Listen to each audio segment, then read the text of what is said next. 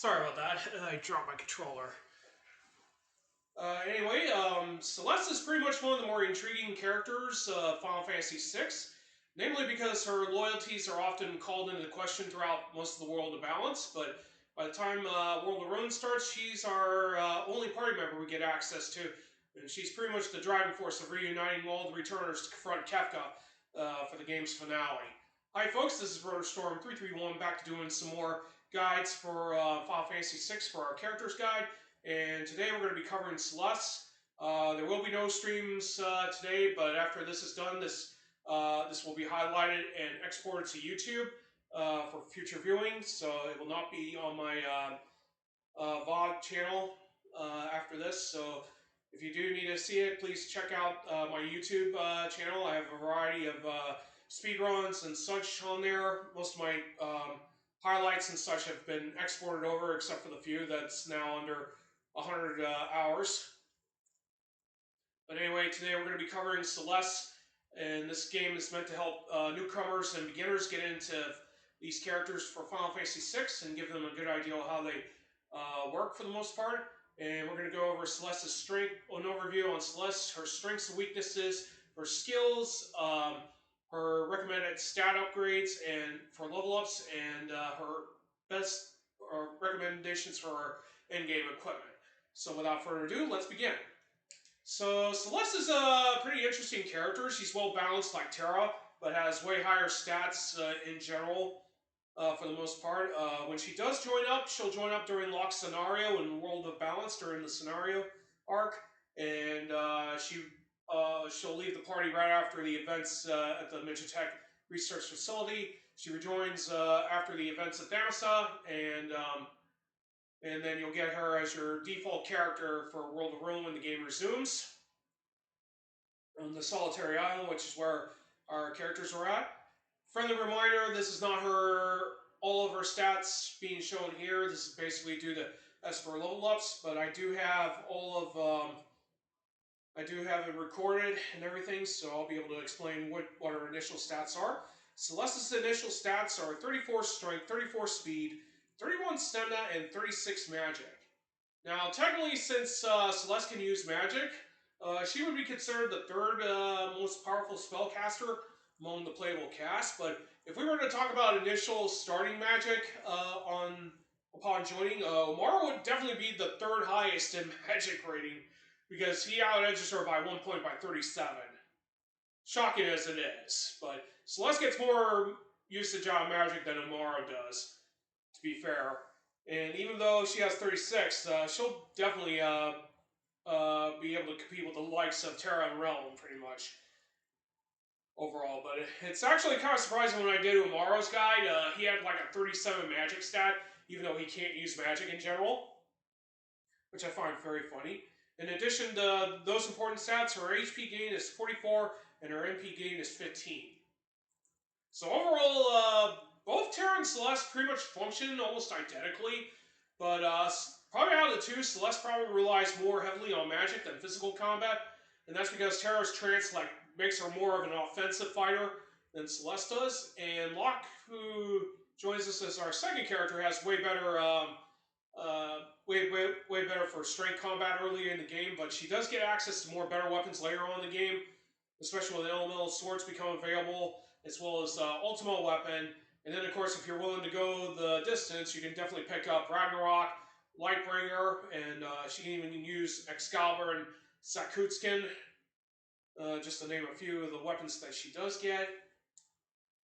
She's actually considered to be one of the more better candidates for the Knight's Code.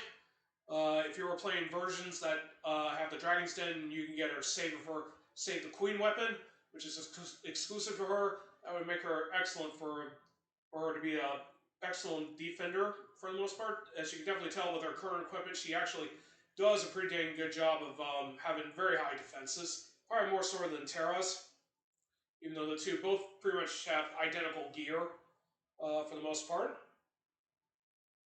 So her personal skill is Runic, and basically what Runic does is that this allows Celes to become a lightning rod in general in terms of magic spells, and this will ultimately draw most magic towards her and not on the entire party or on party members. So this can be very useful if you know enemies' AI lineup as to what spells they'll cast, and this will allow Celeste to absorb spells, and in turn she gets MP based on the spell that was cast.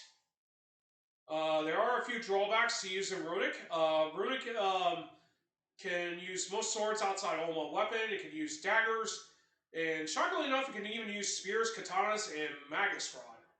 This is very shocking given the fact that you don't really have Celeste normally equip those unless she equips the Merit Award, of course. Of course, magus rod being able to use Runic was pretty interesting to discover. There's also certain spells, one of which I found out at my own cost when fighting Brachiosauruses, is that she cannot absorb Quake, Tornado, Meteor, Meltdown, Teleport, Quick, all summons, Omaro's Snowstorm, and any magic attacks that are exclusive to party members, like Setser's slots like Prism Flash. She can't absorb those. She cannot absorb any of the lore spells, which actually makes Strago a more reliable party member to sync up with Celeste, because he can cast lores without having any of his lores being absorbed by Celeste's Runic. And that makes him actually somewhat a better ally to have for Celeste when you're trying to protect your party from magic spells. She definitely works well against Tall Armor, Kefka in the Evasion and Norsh scenario. She can also do well against Ultima Weapon. She can also do well against Death Gaze and even Kefka in the final battle, or any enemy that uses magic. The only downside is that when she uses those Runic, it also acts as a double-edged sword, because it also nullifies any of the party members' attempts to cast magic as well.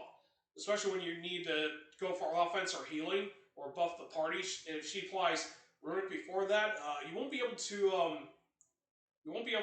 properly use that when that's in effect. So that's actually somewhat of a double-edged sword in most cases, even though it is very useful.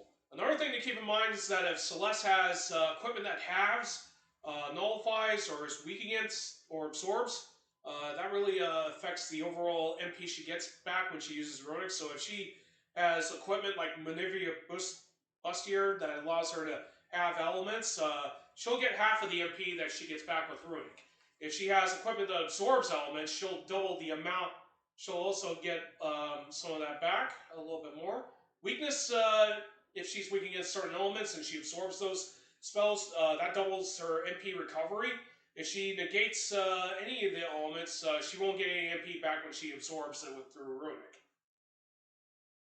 So Runic is pretty much a double-edged sword. It does have some benefits, like some of the aforementioned enemies, including Dulhan, who you have to face before you get access to the Falcon airship in general. But in my opinion, this is kind of situational, but it's definitely well worth using for fights that you do know that are going to be using magic, and you can use it against certain magics, against enemies that are not listed. But it's very hard to consider what can be absorbed and what can't be absorbed.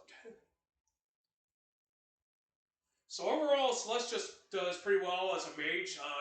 She can be a good physical attacker later on in the World of Ruin, especially once more of these weapons become available in general.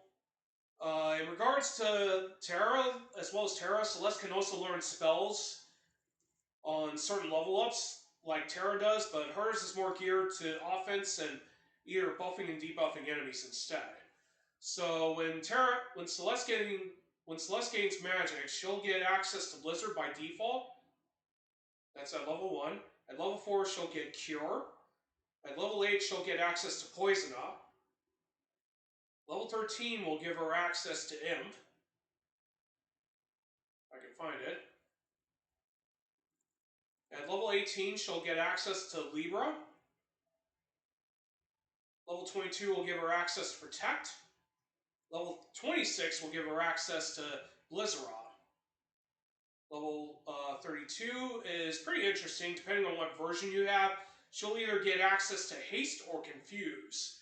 Now, apparently this only applies to older versions. I don't know if this was essentially fixed in this version, for the Pixel Remaster version, but she was supposed to get both of these spells on that level, but apparently a screw-up occurred on development that caused her to either get one or the other, depending on if she's already acquired those spells by the time she gets to that recommended level. At level 40, she'll get access to Berserk. Level 42 gives her access to Blizzaga. Level 48 will give her access to Vanish. Level 52 will give her access to Hastiga. Level 72 will give her access to Holy. Pretty interesting, both her and Terra learned this on Level Up. Level 81 will give her access to Flare. And level 98, which I don't have at the moment, is Meteor. So Celes learns pretty different magic in comparison to Terra, who gets mostly healing and offensive spells. And she does have access to all Blizzard spells if I level up. So overall, this is a pretty good spread in terms of offense, buffing and debuffing. But even then, like Terra's case, you can still use Espers to get those spells rather than get it by level up. So it kind of makes it rather redundant. So if you, unless you're crazy about not learning magic through Esper Magicites, this can be also a pretty good alternative. But I don't usually see most people doing that. It's probably best just to get the spells through Magicite training instead. So in regards to stat level ups, it's best to prioritize her magic, but it's also a good idea to have her get some strength upgrades. She does have decent speed. You can also boost up her stamina a bit if you want her to have instant death protection. But overall, she's pretty well balanced, but mostly, for the most part, you want to have her prioritize mostly magic and some of that on strength. It's not a bad idea to get her agility / speed up to speed 2. For the most part. She does have decent evasion. If you want to prioritize getting having her some gear that will provide for that, that can work pretty nicely with her in turn. So in regards to final endgame equipment, this is what I currently have on her. Probably not the best recommendation for the most part, but if you're going for stat boost, Circlet and Maneuver Bustier are going to be good options for her. With Circlet, this gives her a +2 on strength, +1 on agility, 3+ on stamina, and +4 on magic. Maneuver Bustier gives her a +4 on magic as well, so that will give her a grand total of 8. She does get 1 point of stamina, 2 points of agility, and 1 point of strength. But overall, you'll be using the Maneuver Bustier for protection against a massive amount of elemental elements, and this also gives her a 25% MP boost. Now, for her shield, you can go with Jinjai Shield, or Aegis Shield, or even Paladin Shield, or even the Elemental Shields. If you do want to boost her evasion up pretty nicely, Jinjai Shield is probably more better for that situation. She can equip Force Shield and Force Armor as well, if you want to prioritize her for magic defense. Now, of course, I don't really have her equipped with general ideal relics. She can definitely work well with the ribbon, well, not ribbon, but earrings. That will boost up her magic. She's also a very good candidate for the Soul Thanasa Gold Hairpin / Celestial combo as well. Those can work pretty well for her as well. Since she does prioritize physical and magic damage, Hearing also works pretty nicely for her. She can also get a good uptick on her physical strength for regular attacks, but also get a pretty good boost to her magic damage as well. So those aren't exactly bad ideals for relics for Celes to pick up. Of course, Knight's Codes is also something definitely decent for her to have if you want to prioritize her defenses and make her a protector in general. But anyway, that concludes the guide for Celes.